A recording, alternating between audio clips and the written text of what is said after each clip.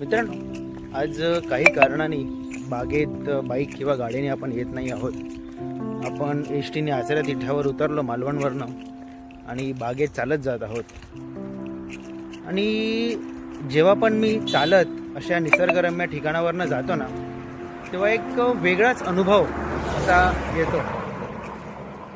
म्हणजे जेव्हा आपण चालतो तेव्हा वेगवेगळ्या प्रकारची फुलझाडं बघायला मिळतात, पानं बघायला मिळतात, सुंदर असं निसर्ग खूप जवळून बघायला मिळतं.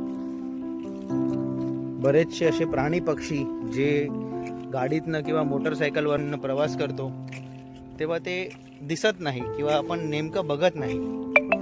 पण जेव्हा आपण चालतो तेव्हा नक्कीच एक वेगळा अनुभव एक असतो आणि या सगळ्या गोष्टींबरोबरचा एक मिलाप असतो ना, अशा प्रकारचं काहीतरी एक फिलिंग होते.